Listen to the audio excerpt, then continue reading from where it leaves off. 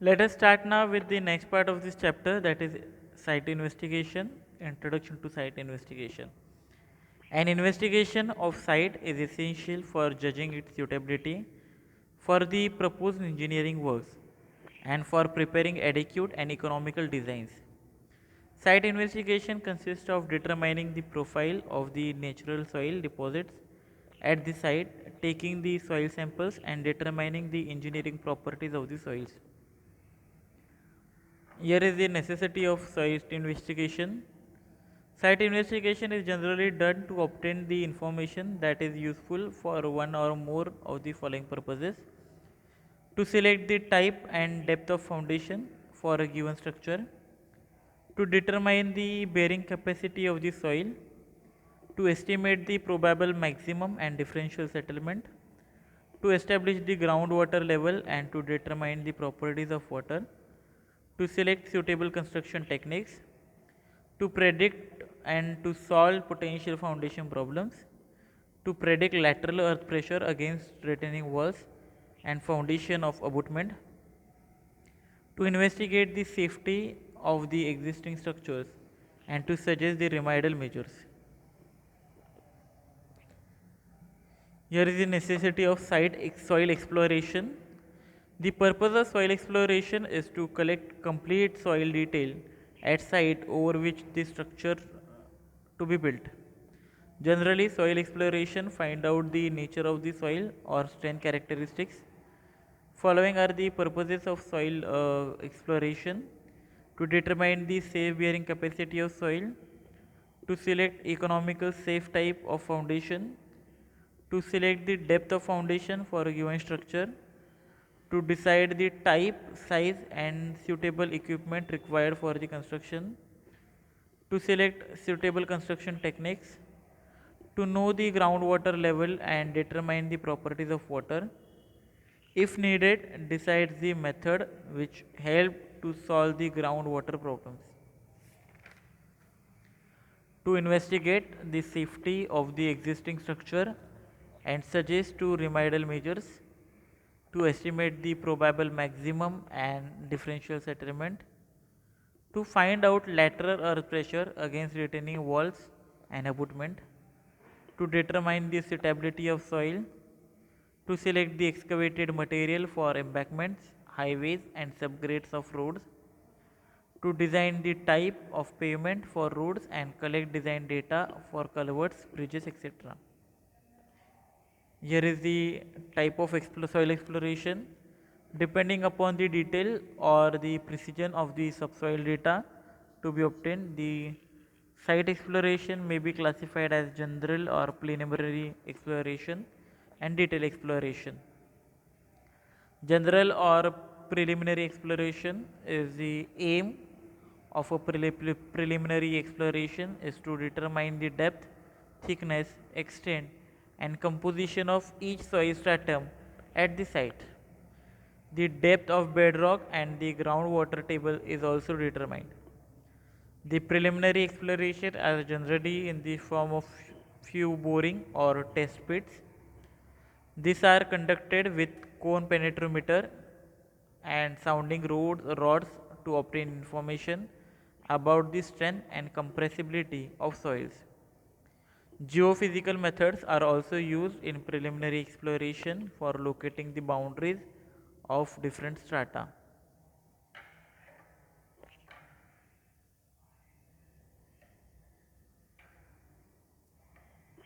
Second one is detail exploration.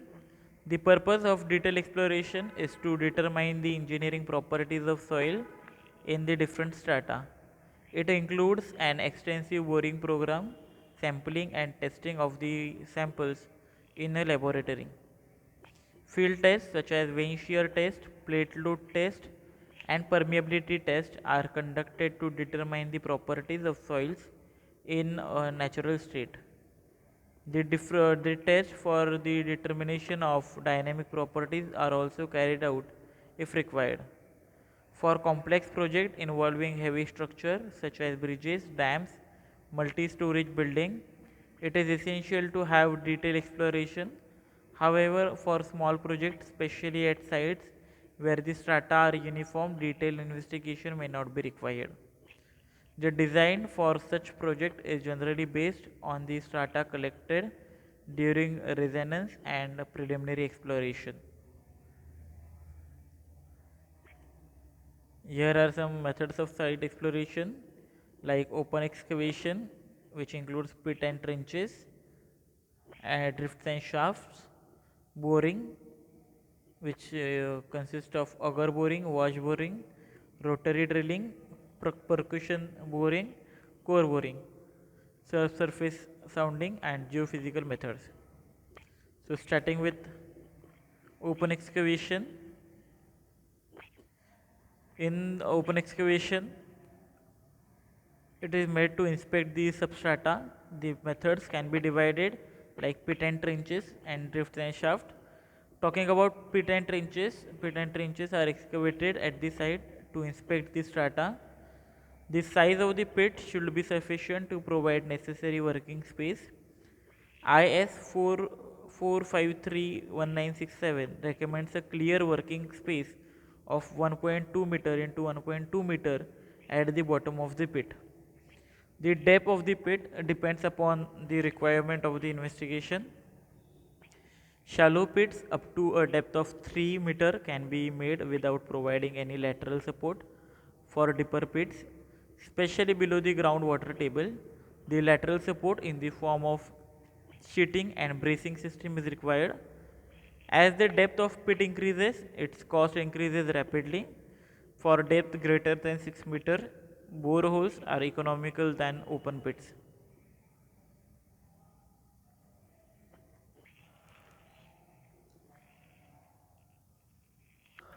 Next one is drifts and shafts.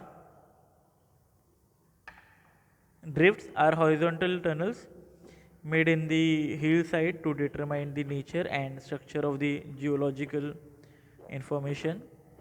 IS 44531980 recommends that a drift should have the minimum clear dimension of 1.5 meter width and 2 meter height in the hard rock.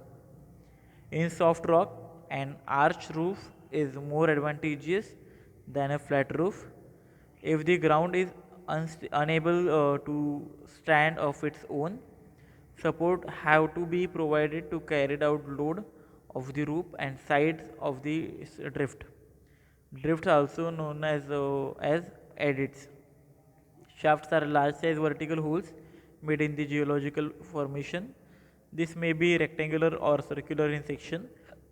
The minimum width of rectangular shaft is 2.4 meter, and for circular shaft the minimum diameter is 2.4 meter. For boring for exploration, when the depth of exploration is large, boring are used for exploration. A vertical borehole is drilled in the ground to get the information about the subsoil strata. The samples are taken from the boreholes and tested in laboratory.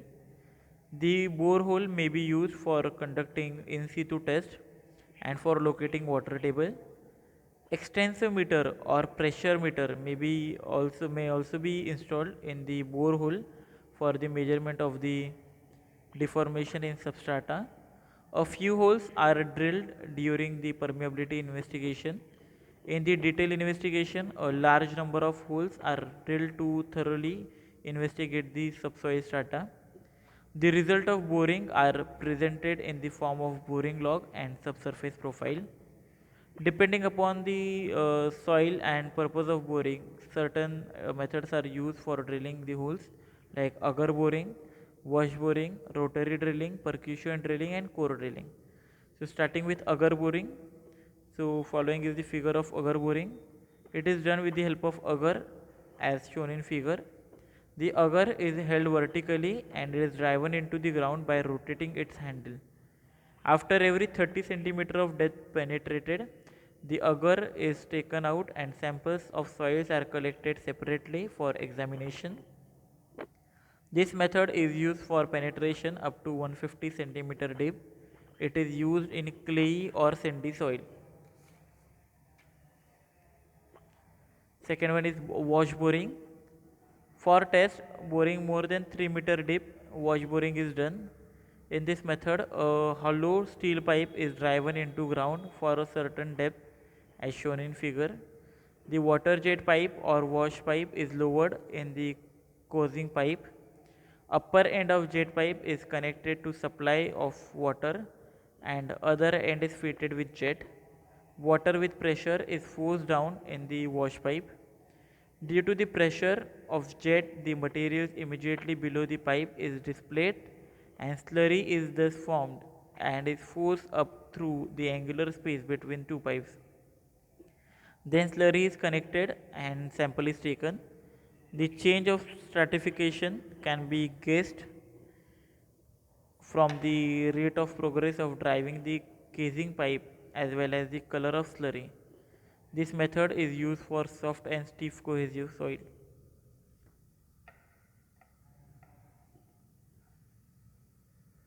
Third one is rotary drilling.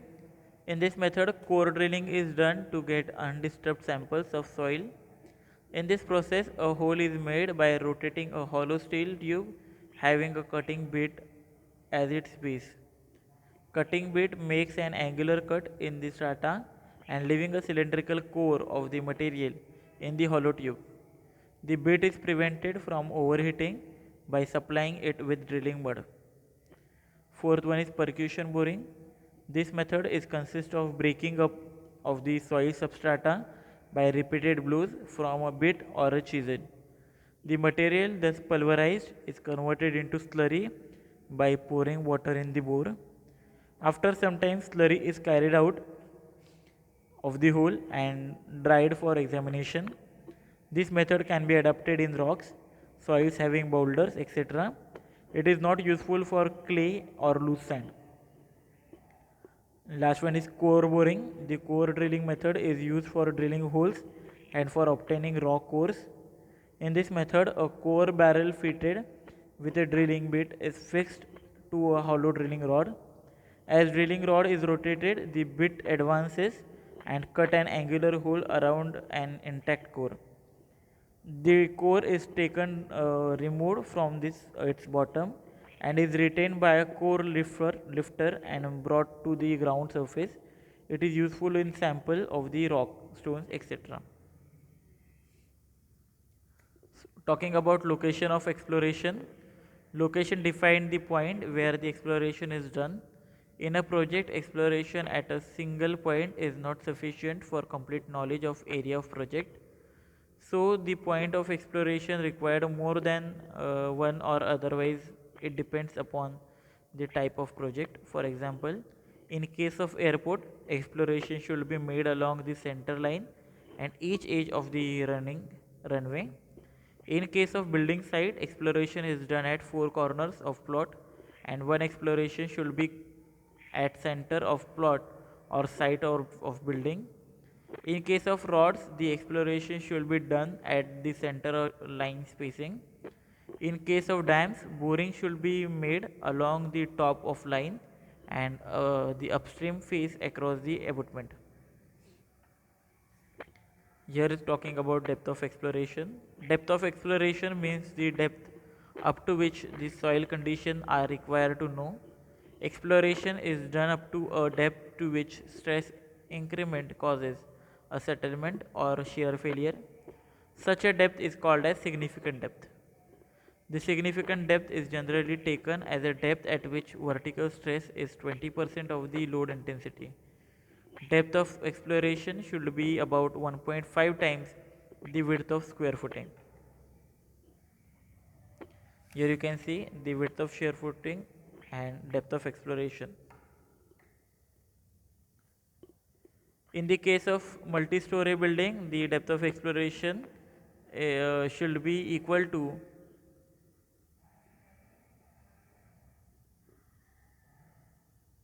C into S raised to 0.7, where C is constant, which is 3 for light building and 6 for heavy load building, and S is number of stories.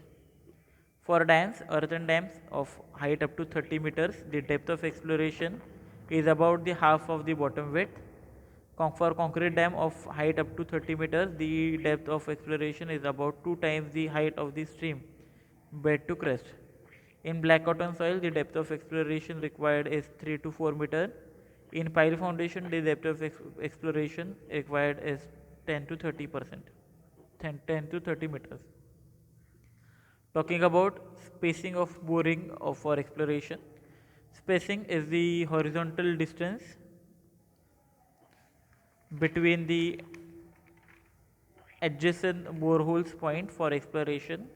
Area under consideration may have change in properties of subsoil strata. These change properties can be judged by the exploring at different places.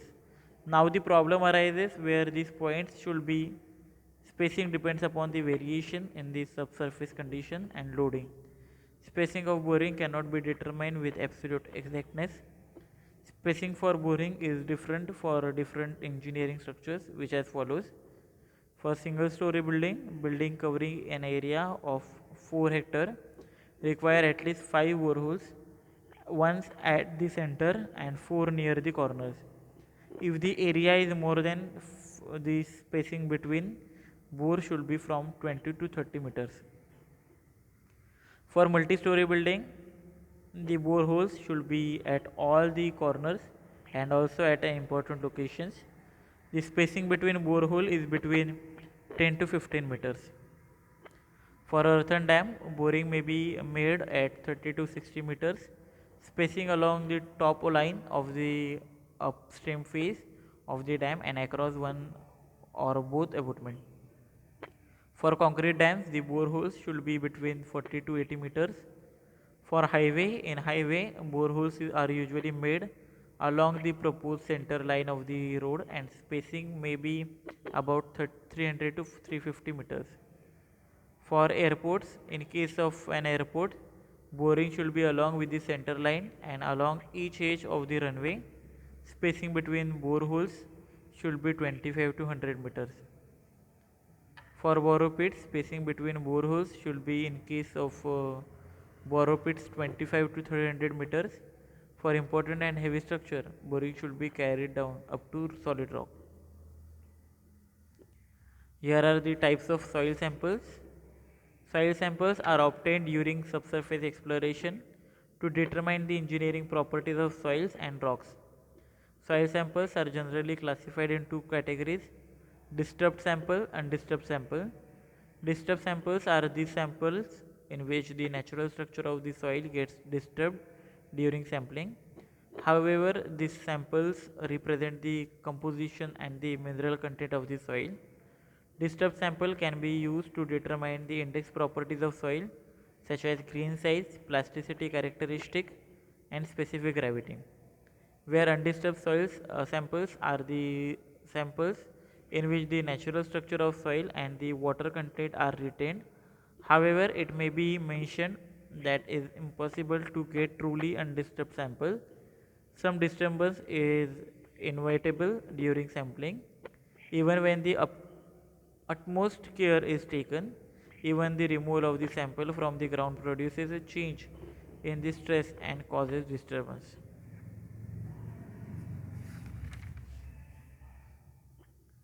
So talking about open drive sampler, it is a tube open at the lower end. The sampler head is provided with vent to permit water and air to escape during driving. The check valve helps to retain sample when the sampler is lifted up. The tube may be seamless or it may be split in two parts.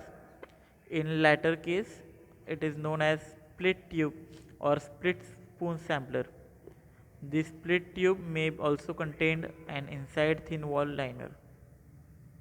Second one is stationary piston sampler.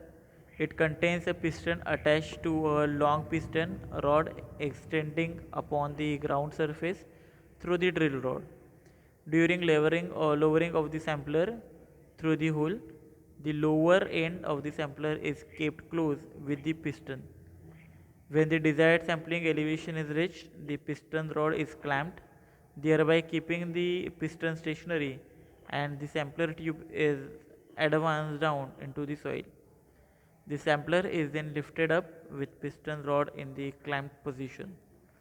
The piston prevents the entry of water and soil into the tube when it is being lowered, and then greatly helps to retain the samples during lifting operations. Thus, the sampler is more suitable for sampling soft soils and saturated sand. Last one is rotary sampler. These are the core barrel types having an outer tube provides with a cutting teeth and the removable thin wall liner inside. It is used for firm to hard cohesive soils and cemented soils. This is the particular figure of types of sampler. Next is field identification of soil. Following simple tests are used to the field for rough classification of soil. First one is dry strength test. The prepared soil sample is completely dried in the sun or by air drying. Its strength is tested by breaking between fingers.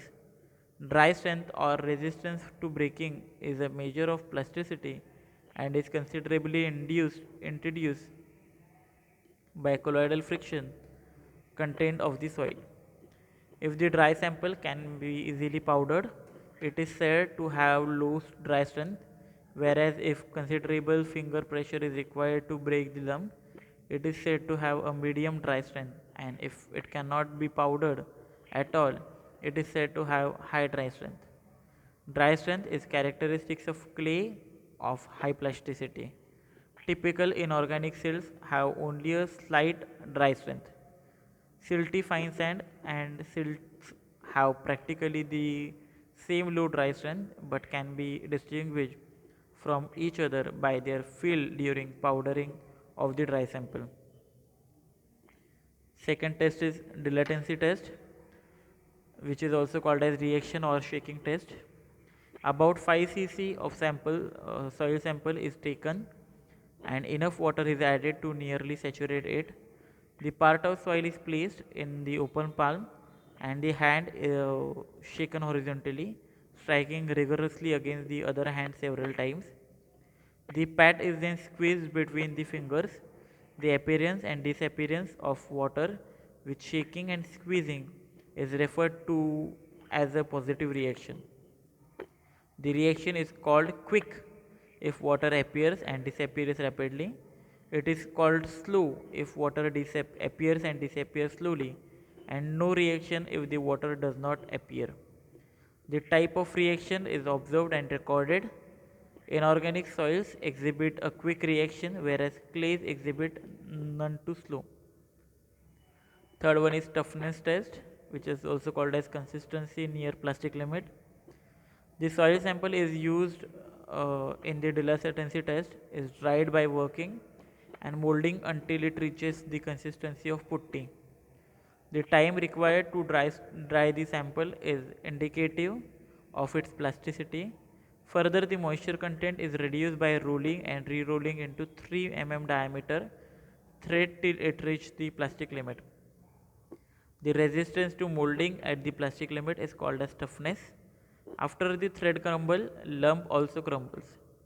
If the lump can still be molded slightly drier than plastic limit, and if high pressure is required to roll the thread between the palm of the hand, the soil is said to have high toughness.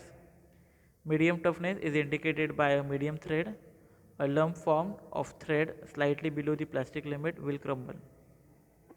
Low toughness is indicated by a weak thread that break easily and cannot be lumped when drier than plastic limit. Fourth one is organic content and color test. Fresh wet organic soils have the characteristics odor of organic matter. Organic soils have usually dark coloration. Fifth one is visual examination. The visual examination is carried out by naked eyes after taking a representative samples of soil, spreading it on a flat surface on palm of the hand. The visual examination is carried out with respect to size, angularity, touch and grading. Sixth one is other identification tests like acid test, shine test and miscellaneous test. So acid test is reaction to hydrochloric acid. The test is also is to assess the presence of calcium carbonate in case of soil with high dry density. A strong reaction indicates that the strength may be due to calcium carbonate as a cementing agent rather than colloidal clay. Shine test is performed by cutting a lump of dry or slightly moist soil with a knife. A shiny surface of the soil indicates highly plastic clays, whereas a dull surface indicates a silt or clay or low plasticity. And last, miscellaneous test, other test which may be developed by an individual on basis of experience, example, the feel of soil in fingers, sticking of soils to finger, etc., etc., etc. So guys, here your fifth chapter is also over. Thank you.